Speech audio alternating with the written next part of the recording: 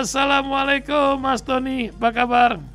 Waalaikumsalam warahmatullahi wabarakatuh, Pak Ihsan dan seluruh pendengar Rasil, kabar baik, Masya Allah. alhamdulillah. Ini di NTT, di Bali atau di Lombok atau di mana Mas Tony ini pagi ini? Ini di Kalimantan ini. Wah, di Kalimantan, salah duga saya, Masya Allah. Apa lagi urus-urus IKN apa gimana Mas Tony? Nah, ya kebetulan dekat dengan IKN itu, Oh, nengok-nengok dekat ini Banjar, ya. pembangunannya sampai di mana. Masya Allah, ya lumayan Karena lah. mau direncanakan 45 triliun untuk 5 tahun. Wah. Jadi selesainya nanti setelah 50 tahun. Mantap, begitu. Jadi daerah wisata baru ada di sana nampaknya ya. Nah, Iya. Mas Tony tolong badalkan saya makan ikan di sana ya nanti ya. Saya badalkan Mas Tony minum kopi di sini. Mas Tony ini Siap. macem-macem nih kata orang Bogor nih. Ayah, wah ini ada menteri yang bikin haul pakai kop menteri.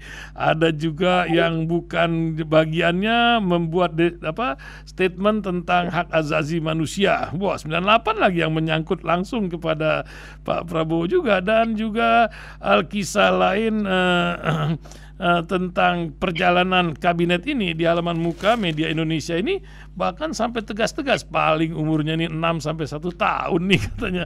Apakah benar demikian ini? Baskomnya Mas Tony bilang bagaimana nih? Belum lagi urusan terowongan yang disamperin oleh Gibran. Wah, sibuk-sibuk di istana Pak Prabowo. Pak Gibran langsung panggil para pejabat internasional itu untuk jalan-jalan ke terowongan bawah tanah itu. Emang manajemen terowongan ini luar biasa. Apa yang Mas Tony lihat dari perkembangan yang terjadi sekarang ini di luar masalah stabilitas dan ketahanan pangan yang nampaknya menjadi kedaulatan bangsa yang luar biasa ini? Kabinet gemoy ini luar biasa, 100 menteri lebih. Bagaimana komentar seorang Dr. Tony Rashid? Tafadhol, Mas. Baik, Pak Ihsan dan seluruh pendengar Rasil, menyoroti soal yang remeh-temeh dulu lah, biar jadi hiburan pagi ini. Terkait dengan undangan seorang menteri pakai kop menteri di hari pertama untuk menjadi seorang menteri, mengundang untuk acara pribadi. Ya mungkin dia belum tahu tentang SOP kementerian, jadi ya dimaklumi, diingatkan sajalah, kemudian diingatkan agar tidak terulang kembali. Ya namanya belum tahu, jadi hukum tidak berlaku bagi orang yang tidak tahu. Jadi perlu dikasih tahu. Belum pernah jadi menteri, lalu jadi menteri, dia nggak tahu bahwa menteri itu ada aturannya, ada etikanya. Nah itu ditabrak. Ya. Atau mungkin sudah terlalu cerdas karena istrinya nyalon jadi bupati, ini kan. Jadi itu. Jadi sambil menyelam minum susu konsolidasi gratis ya, dengan biaya kementerian ya. Terus kemudian dengan otoritas kementerian bisa mengundang orang untuk memberikan dukungan kepada istri. Ya memang itu kan hal yang lazim dilakukan di Indonesia oleh para pejabat ya. Tetapi kelaziman itu tidak berarti benar. Kelaziman itu tidak berarti etis. Kelaziman itu tidak berarti harus dibiarkan ketika itu merupakan sesuatu yang salah. Ya ini jadi pelajaran lah. Kita punya Pak Mahfud MD. Saya dari dulu berharap Pak Mahfud MD itu nggak usah masuk pemerintahan. Fungsinya lebih besar, bisa memberikan peringatan kepada mereka yang salah. Karena beliau betul-betul ahli, ya, seorang profesor ahli hukum yang tahu, apalagi punya pengalaman yang panjang. Ya, cukup menjadi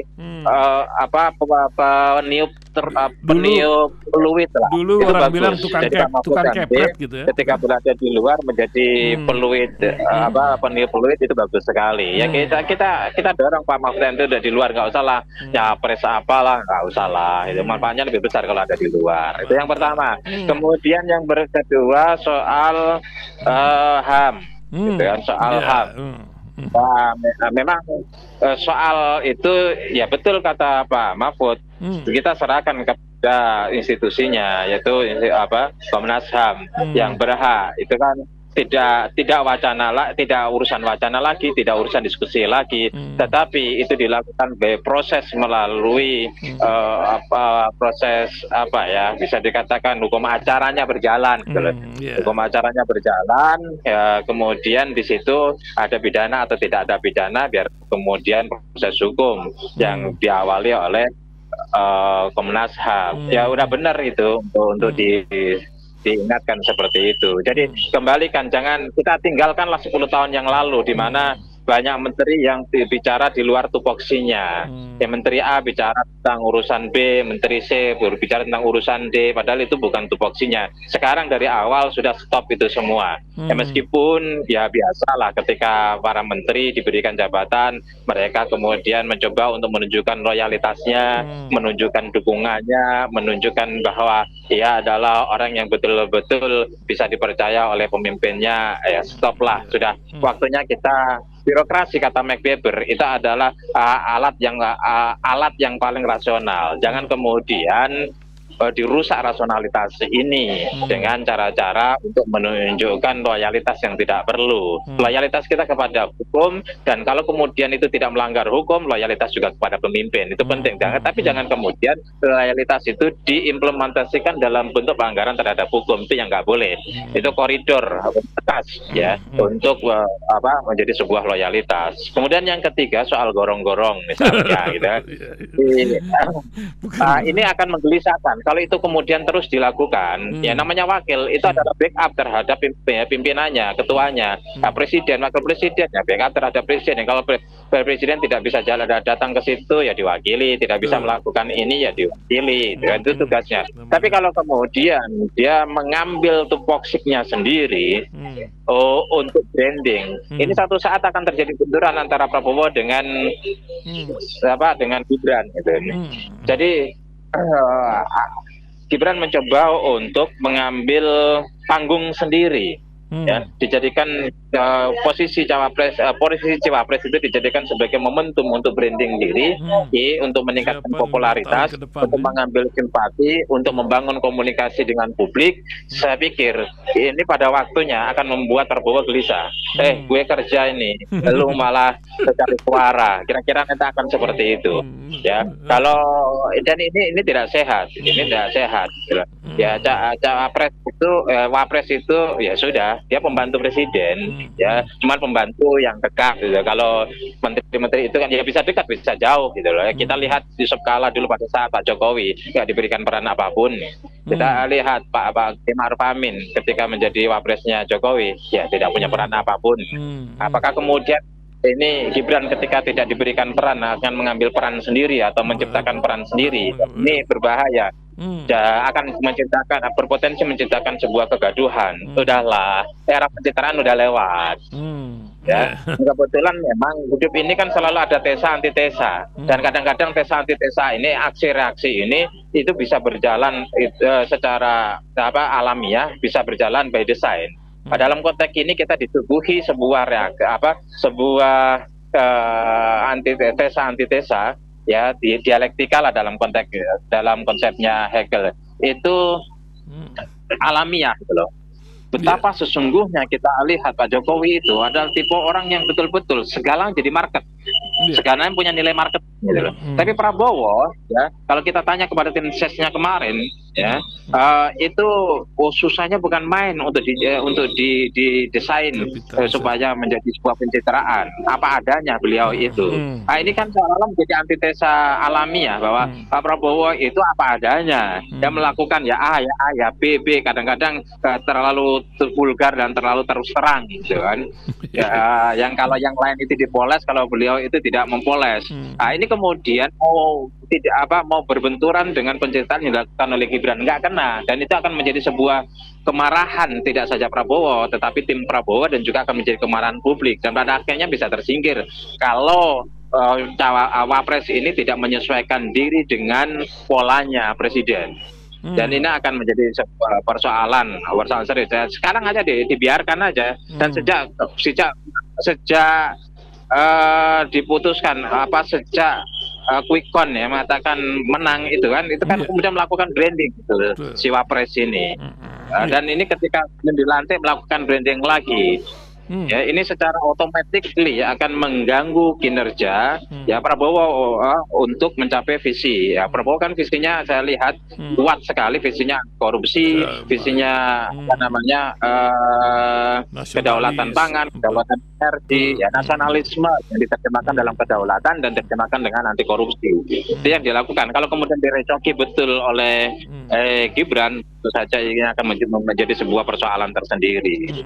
Terus apalagi nih? Gemoy, kabinet 100 menteri Oh lebih, iya, plus saya plusnya sudah nulis banyak di banget. Iya. pesawat tadi. Heeh. Sudah nulis, nanti saya posting hari ini, pagi ini, ya Allah saya posting. Jadi gemoy itu memang ada ratusan menteri dan wamen, ya memang gemuk sekali. Sebagaimana yang dulu saya bilang, Prabowo itu adalah memiliki pola strategi politik dengan merangkul semua orang. Ya maka ada 5 big bond sebagaimana yang pernah saya tulis. Satu itu militer, yang kedua partai politik dirangkul semua. Yang di sini PDIP, karena PDIP nggak menghindar saja. Sebenarnya sampai saya dengar Prabowo bilang saya minta tapi tidak akan minta-minta. Gitu loh. Artinya ya ayo gabung tapi tanpa banyak negosiasi kira-kira gitu. Kemudian backbone-nya lagi itu adalah civil society. Prabowo itu rekrut banyak orang dan merangkul semua orang. Kemudian yang keempat itu komunikasi luar negeri cukup bagus ya. Sebagai calon presiden aja sudah ketemu sama pimpinan-pimpinan besar seperti Xi Jinping, kemudian ketemu sama Rusia itu si Putin ya. Itu sudah dilakukan ya. Terus kemudian stabilitas ekonomi sampai kemudian Prabowo sebenarnya orang yang secara personal tidak senang dengan dengan Sri Mulyani, tapi direkrut karena posisi sekarang mau tidak mau dalam rangka menjaga stabilitas ekonomi Sri Mulyani masih sangat dibutuhkan. Inilah yang 5 big bond inilah yang kemudian membuat 5 big bond inilah yang kemudian membuat Prabowo itu sangat kuat, sangat relatif stabil, stabil. Ya. Jadi di sinilah ya posisi Prabowo ingin membangun masa depan bangsa ini berbasis stabilitas gitu. Maka dibuatlah begitu gemoy ya. Tapi soal kemudian ini apa efektif atau tidak, yang jelas ini memakan anggaran sebesar anggaran juga sebenarnya tidak terlalu besar daripada yang dikorup. Ya. Tidak terlalu besar daripada yang dikorup. Gitu. Yang penting bagi kita, bagi rakyat, kita membuat sebuah tuntutan agar ya nggak apa-apa non efisien tapi efektif. Artinya lebih dari 100 menteri dan wamen ini bekerja secara efektif sesuai dengan fungsi-fungsinya sehingga semua bergerak menuju kepada visi yang ditanamkan oleh Prabowo pada saat ini. Jadi kita berikan kesempatan, kita berikan trust, kita berikan kepercayaan sambil kita monitor apa yang kemudian dilakukan oleh Prabowo ke depan seperti apa. Jadi menurut saya masyarakat tidak boleh kemudian juga apatis. Tapi kalau kemudian kita hitung bahwa jadi ini ada semacam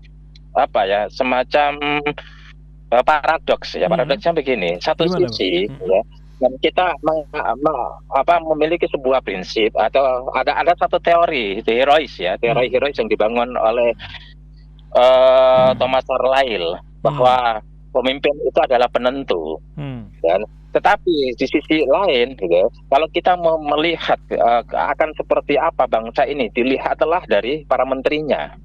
Di sini yang saya bilang paradoks gitu ya.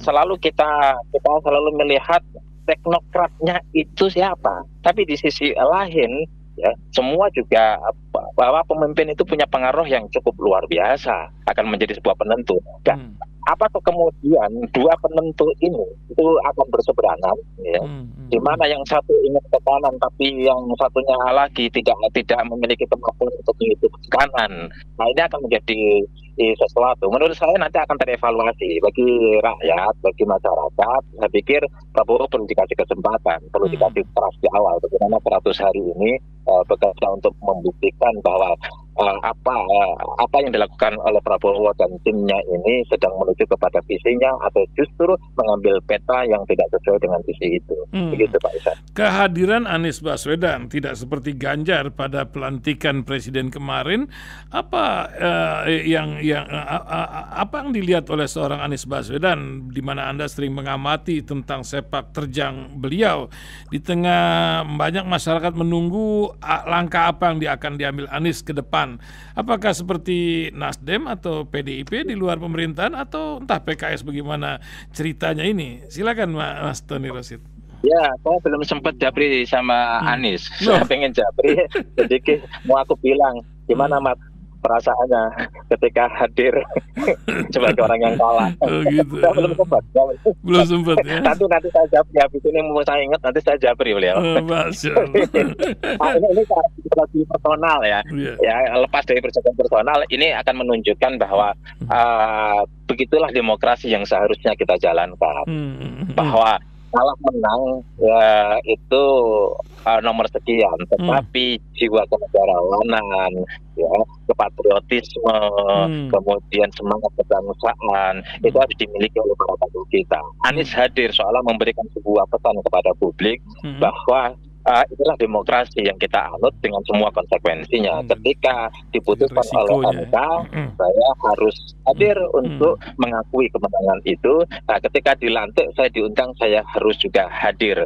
Bahwa yang terpilih adalah Prabowo, dan Prabowo itu presiden seluruh orang Indonesia, seluruh masyarakat warga Indonesia, bukan presidennya kelompoknya. Anies ingin mengatakan pesan kepada Pak Prabowo, Anda itu presiden seluruh rakyat Indonesia termasuk pendukung saya. Jangan berdiskriminasi, jangan bersikap tidak adil, kira-kira gitu. Terus kemudian juga memberikan kepada publik, kepada para pendukungnya, Pak Prabowo terpilih secara sah konstitusional menjadi seorang presiden, harus kita akui ya, selama dia benar harus kita ikuti, selama tidak ada. Kemudian kepada semua yang selama ini menjadi rival politik, ketika kontestasi pilpres maka terjadi sebuah ketegangan dan kegaduhan adalah sesuatu yang alamiah. Tapi ketika itu selesai, maka semua harus bersatu kembali untuk membangun bangsa, masa depan bangsa. Itu yang ingin disampaikan kepada Anies. Saya pikir ini akan secara politis akan menjadi sebuah investasi bagi Anies di mata publik.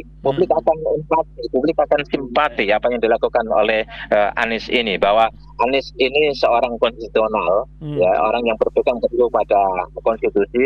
Anies itu punya nilai-nilai kebangsaan, menjunjung tinggi nilai-nilai kebangsaan. Anies adalah seorang demokrat sejati. Anies adalah orang yang mengedepankan kepentingan bangsa dan negara daripada kepentingan diri dan kelompoknya. Saya pikir ini manis dan ini harus ditiru oleh semua orang yang pernah berada di dalam sebuah kontestasi, baik itu pilkada. Coba kita bayangkan ketika Pilgub 2017, ketika Ahok kalah, kemudian ya pada saat itu nggak hadir, dilepaskan kepada si ini, jabatannya kepada si wakilnya. Pada wakilnya 1 hari sebelum pelantikan malamnya dilepaskan kepada sekdanya almarhum. Iya, betul. Ya, itu menurut saya kalau kita bicara demokratis, ya betapa tidak negarawannya si Ahok dan juga satunya lagi wakilnya dulu itu. Karena Anies ingin menunjukkan seperti itu ya harus hadir. Soal kemudian nyaman tidak nyaman dalam hati itu persoalan personal yang harus diabaikan. Ya saya kalau jadi Anies kan tetap punya masalah harus ada di situ ya. Tapi takdirnya nggak di situ kan gitu. Harusnya aku yang pidato bukan Pak Prabowo, tapi ya takdirnya nggak di situ secara personal ya. Nah itu psikologi personal, psikologi kelompok memang harus disingkirkan untuk sebuah kepentingan bangsa yang lebih besar. Saya pikir salut saya kepada apa yang dilakukan oleh Anies. Ya mestinya dalam pilkada ya, nanti ya ini kan ada calon gubernur, ada calon wali kota, ada calon bupati. Ketika Anda semua kalah, ada yang kalah pada saat Anda mengakui ya, ketika Anda kemudian menggugat ke MK, putusan MK harus Anda akui, dan kemudian ketika ada pelantikan dan pasti ada diundang, datanglah ya gentle, tunjukkan jiwa kenegaraan Anda, para calon-calon kepala daerah yang nasibnya belum jelas ke depan ini, tunjukkan jiwa kenegarawanan Anda untuk hadir dan mengakui bahwa saya adalah orang yang lebih mementingkan bangsa daripada kepentingan saya dan psikologi egoisme saya. Itu harusnya Pak Isa. Masya Allah. Terakhir Mas Tony, nampaknya orang sedang berinvestasi di hari pertama langsung memikirkan untuk 5 tahun ke depan. Nah, apa yang akan terjadi bangsa ini kalau macam buzzer-buzzer ini akan terus berjalan? Pola pikir masyarakat kita ini kan IQ 78 ini kan masih suka lupa dan sering termakan dengan manajemen buzzer ini. Bagaimana Mas Tony melihatnya tentang karena pendidikan kita rendah, Pak. Jadi saya bilang transformasi politik ya, transformasi kebangsaan itu bisa dilakukan dengan 2 hal. Yang pertama jangka pendek, yang kedua jangka panjang. Jangka pendek itu pemimpin. Ya pemimpin itu bisa men-stop ya semua keterlambatan, semua kegagalan, sebuah kesuksesan dan percepatan. Itu jangan langkah pendek. Maka pentingnya di situ ada syarat mutlak bagi seorang pemimpin, adalah integritas dan juga kapasitas, dan itu bisa dilihat dari track record-nya. Kemudian yang kedua, jangka panjang itu pendidikan. Pendidikan kita, ya, tahun itu yang lulusan SMA itu cuma 21%, lulusan kemudian sarjana nggak sampai 7%, lulusan SMP dan itu 34%. Lulusan SD ke bawah itu 39%. Satu, konsekuensinya itu apa? Ini punya konsekuensi pola pikir, etos kerja, produktivitas, dan kemudian pendapatan. Maka wajar kalau kemudian income per kapita kita di Indonesia itu 4.500 US dollar. Beda dengan Malaysia, ya. Karena SDM kita itu poinnya 52, Malaysia poinnya 52. Dan income per kapitanya itu 12.000, hampir 3 kali lipat. Kemudian Singapura yang nggak punya sumber daya alam itu poin SDM-nya 79 dan income per kapitanya itu 20.000 US dollar. Bahkan Israel yang negara terus itu income per kapitanya itu 40.000 US dollar per bulan, per tahun. Kita rendah. Pada akhirnya ada konsekuensi politik, mudah lupa, gitu kan? Ya, mudah. Kalau kemudian mudah memaafkan bagus, tapi mudah lupa, ya ini penyakit. Ya, mudah lupa itu penyakit, gitu. Penyakit apa itu Pak Isan? Mudah lupa itu. Mudah lupa. Terus kemudian insomnia ya, mudah lupa. Kebanyakan ngumpil kata peneliti. Yang sudah kasus korupsi di penjara, jadi pejabat lagi, bisa jadi DPR lagi, bisa nyalon kepala daerah lagi. Pak Isan kalau daftar ASN kita ke SKCK, pejabat tinggi nggak perlu SKCK, itu kan geblek ini namanya. Ya ini bahasa yang paling halus dari saya ini, geblek gitu ya. Ini kadang-kadang nggak rasional. Kalau saya selalu ingat Max Weber itu, ya birokrasi itu rasionalitas. Kita melawan semua rasionalitas. Ya. Begitu banyak dari ketatanegaraan kita, hukum ketatanegaraan kita melawan rasionalitas. Jadi pada akhirnya buzzer itu berfungsi di sini, yang membentuk opini publik yang sesungguhnya tidak sesuai dengan fakta. Dan kita adalah masyarakat karena masyarakat yang berpendidikan rendah, yang pada akhirnya tidak memiliki kebiasaan untuk riset, memiliki kebiasaan untuk komparasi, memiliki kebiasaan untuk cek fakta, cek balance, cek and recheck, itu nggak terjadi karena otaknya itu tumpul, otaknya itu malas, jadi malas. Ya pada akhirnya juga money politik itu juga terjadi. Ya pokoknya karena perlu terlapar, kemiskinan pendidikan rendah, kemudian menghasilkan etos kerja rendah menghasilkan kemudian produktivitas rendah, produktivitas menghasilkan kemiskinan. Kemiskinan ini menjadi objek yang begitu mudah, ya begitu empuk bagi para politisi itu untuk mempengaruhi mindsetnya, untuk menggiring mindsetnya. Maka betul kata Hitler dulu, kebenaran adalah kesalahan yang diulang 1000 kali. Terus saja bekerja seperti itu, terutama orang-orang yang karena IQ-nya di bawah, ya itu konsekuensinya begitu dahsyat. Oleh karena itu, kalau kita berharap lah bahwa kepemimpinan Prabowo ini itu tidak melibatkan buzzer yang tidak perlu, yaitu betul-betul merusak logika publik, merusak logika rakyat yang pada akhirnya berpengaruh kepada integritas dan moralitas daripada proses berbangsa dan bernegara ini, Pak Isan. Amin, mantap lah. Wah, terima kasih Mas Tony. Closing statement apa yang ingin Mas Tony ingatkan buat pendengar kita nih di 21 negara, juga berbagai tempat yang lagi memantau suara kita. Silakan Mas Tony. Iya. Pak Isan dan seluruh pendengar Rasul dimanapun berada, ya saya berharap kita berikan kesempatan.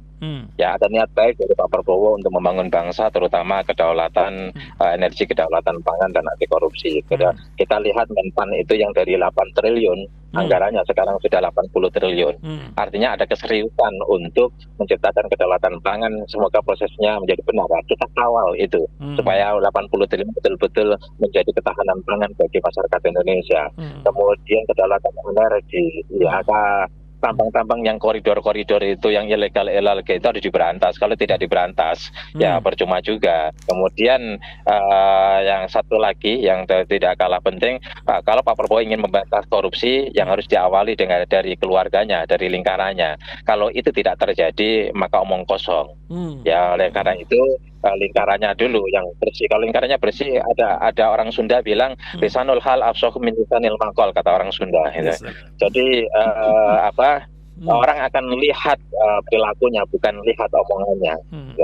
Kalau pada saat siapapun pemimpinnya, ketika dia bersih, ya, maka orang-orang pembantunya dan orang lain itu tidak akan berani macam-macam. Tapi kalau dia bicara siapapun yang korupsi akan aku gantung, sementara adiknya korupsi, kakaknya korupsi, ponakannya korupsi, ya, pembantunya korupsi, itu jadi omong kosong. Nah, kita kawal itu. Semoga Prabowo betul-betul yang menjadi sosok leader yang menggerakkan, memberikan contoh. Ya, leader itu kan memberikan contoh, kemudian leader itu menggerakkan agar orang-orang itu meniru apa yang dilakukan oleh Prabowo. Ya, kita kawal, kita berikan kesempatan, tapi kita monitor, kita kawal, kemudian kita juga ikut melakukan evaluasi sebagai tanggung jawab rakyat. Itu kan saya rakyat, karena HP saya on 24 jam, ternyata Pak Prabowo telepon. Ternyata nunggu telepon dari Bidun juga nggak telepon. Ya sudah, kita tunggu. Menteri plus ya. Jadi bagian pengingat lah gitulah ini. Terima kasih Mas Tony Rosid. Selamat berikhlah dan bermanfaat untuk umat di sana. Masya Allah. Terima kasih Mas. Assalamualaikum warahmatullahi wabarakatuh. Waalaikumsalam warahmatullahi wabarakatuh.